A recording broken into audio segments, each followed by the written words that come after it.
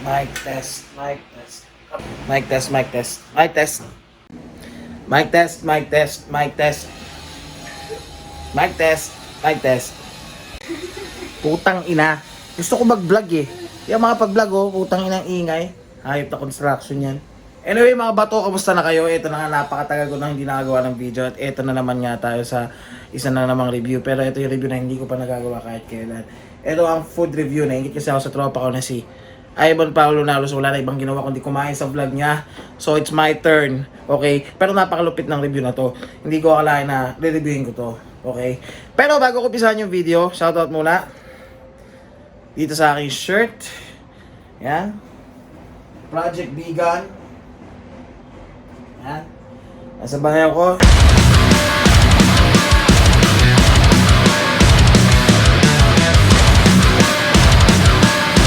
Tulungan natin yung pamangkin ko kasi baka mangayayat siya. So, ano nga ba yung re-review natin ngayon? Tulad yan ang nasabi sa description, nakalagay naman dyan, sisig, di ba? Okay. Pero anong sisig nga ba to? Let's find out.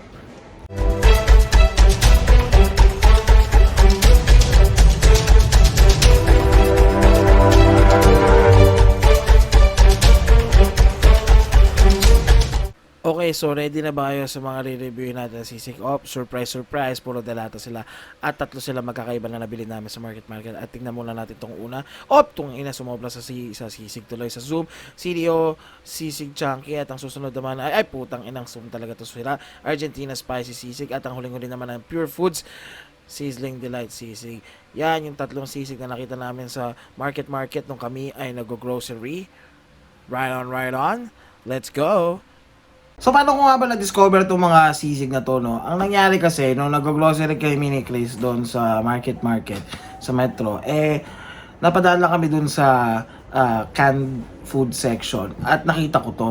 Nung una, naghanap lang ako ng delatang sisig. Pero nagulat ako. Meron palang tatlo. Eto sila. Ayan. Hindi po ito sponsored ng CDO, Argentina, at saka nga ng Pure Foods. Kasi, ba't naman nila ako sponsoran? Pero isa-isay natin sila, titingnan natin kung masarap ba sila o hindi. Alin yung pwede na at ano yung mura sa bulsa. Let's figure it out. So ito na nga no, umpisa na natin dito sa pinakamura. Itong CDO sisig, this is 41.50. Nakalagay dito easy open, pero sa ibabaw wala kasi nandito sa ilalim. Surprise. So, CDO sisig, sila natin yan. Shoutout nga pala sa mga background noise. Putang ina, tumasik.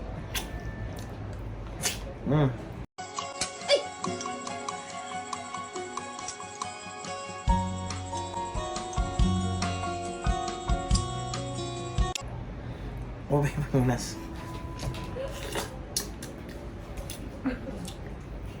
Parang ano?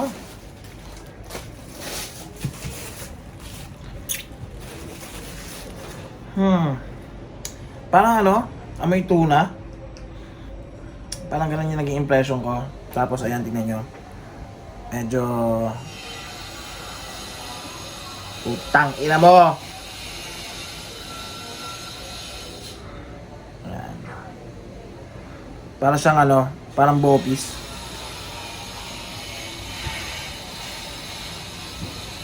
Nakasan mo pa! Parang bopis. Ayan.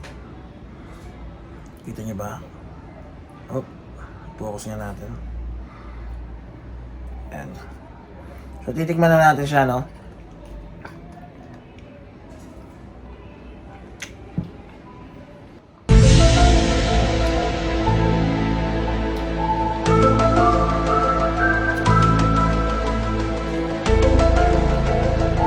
Actually, kung wala kang alam sa sisig, tapos kinain mo to, at ito yung alam mo sisig, pwede na. Lasang atay. Na hindi ko maintindihan. Medyo may aftertaste na maanghang. Pero since I've known and I've been eating sisig for the longest time, and when I talk about sisig, yung sisig Pampanga yung pinag-uusapan natin. Putang ina mo!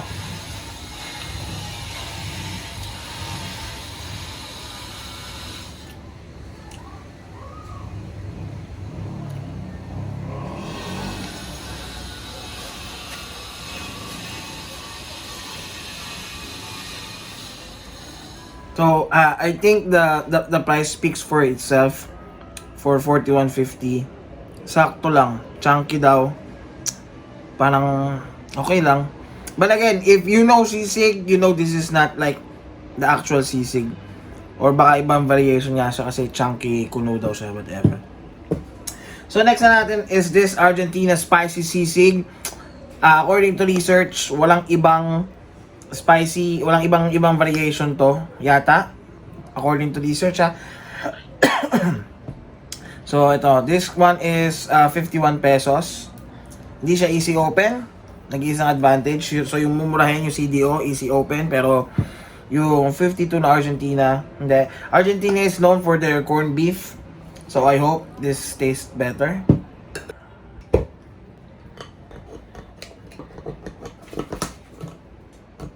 Tangina, kailangan mo ito.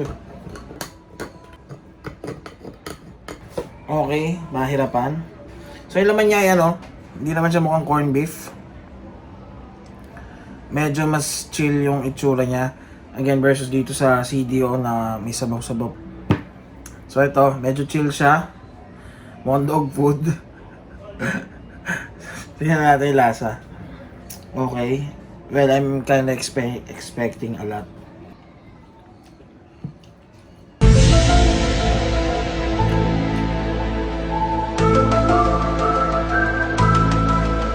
So meron siyang lasang sisig, no? Nandun yung lasa ng sisig. I get the taste. Sabi spicy, pero hindi siya maanghang. So kung sisig ang lasa na hanap mo, this is much better. Again, compared dito sa 41.50 na sisig ng CDO. Argentina spicy sisig. Tastes like sisig. The only problem I have with this is parang giniling yung laman. Wala yung ano mo yun, yung parang, of course hindi naman tayo nag-expect ng crispy or what, pero parang yung texture ng typical na sisig, yung hindi naman siya sobrang daling nguya and hindi rin naman sobrang hirap, yung chewiness. I don't know if it's right to expect something like that, pero syempre sisig di ba? So this is for 51 pesos.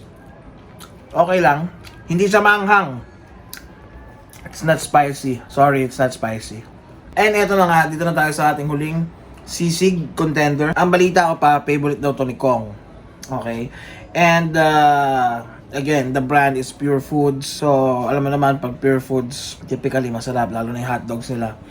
But we will see. Will the sisig of Pure Foods remain untouchable because 52 pesos eh. So, ayun. Easy open din siya, katulad nung CDO. Yung Argentina lang talaga hindi. Okay. So, compared to sa tatlong sisig, ito yung pinaka-chill. As in, chill lang siya.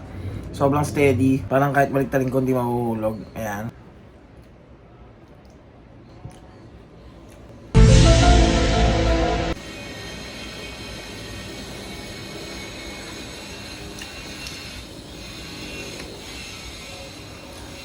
Tangin ang construction niya.